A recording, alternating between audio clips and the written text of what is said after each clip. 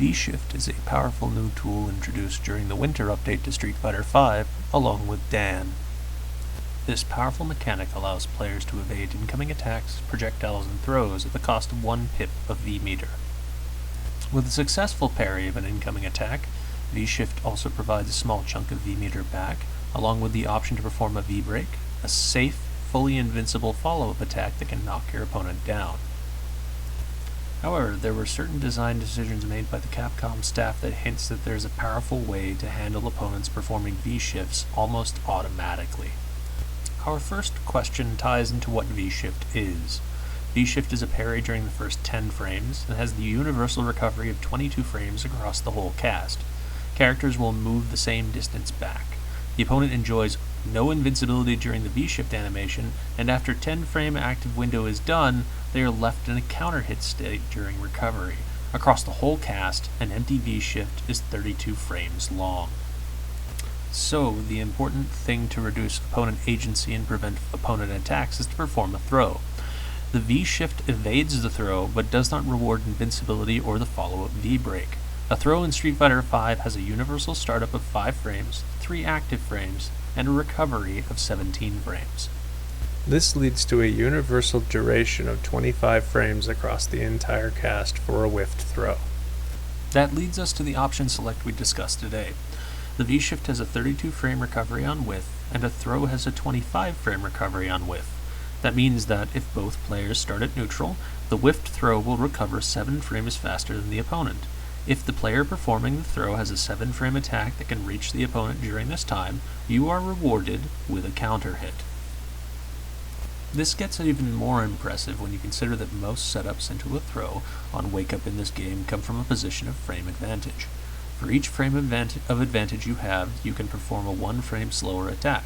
So a +1 situation yields an 8-frame button, a +2 yields a 9-frame, and so on up until you reach +5, which is the point where your throw will whiff. So our objective is, after a knockdown with known frame advantage, to perform a throw and then an attack afterwards. If they press an attack or block, they will be thrown and the attack will be eaten by the throw animation.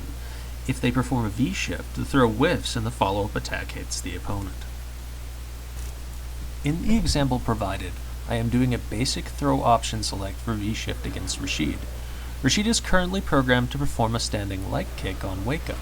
If I perform a light kick Tatsu and dash twice, I am +4, and my throw successfully eats his button, and he gets knocked down. Now, with the opponent performing a V-shift, I perform the same knockdown, dash twice, and perform a throw, note that it whiffs, and then a standing heavy kick, which has 10 frames of startup. A +3 or 4 situation gives me this option, I get a crush counter, and I score another knockdown. With that demonstrated, you can create your own option select for V-shift off of any knockdown with frame data you know. Use the frame assist tool at fullmeter.com, link in the description, to find these +1 to 4 knockdown situations that work with 8 to 11 frame attacks that may reach. From what I was able to tell, just about every character has a throw option select for V-shift in Street Fighter V off of a +frame knockdown. I got bored discovering them after I got to Karen alphabetically. Hint, it's standing heavy punch. It's always standing heavy punch. Final note and minor caveat, certain characters have wonky hitboxes that cause Rashid to struggle when performing this option select, and it may extend to other similar characters. To standardize your options against the cast, practice against Rashid specifically. Thank you for watching. If you're a new player or just looking to learn Street Fighter or other fighting games, join us on New Challenger, link in the description. Check out the Frame Assist tool at fullmeter.com. It has up-to-date frame data for characters, including things you won't find on Capcom's website, such as Knockdown Advantage. If you're interested in additional guides or other resources, check the description to a tech sheet with up-to-date guides, frame kill options, other videos, and external resources.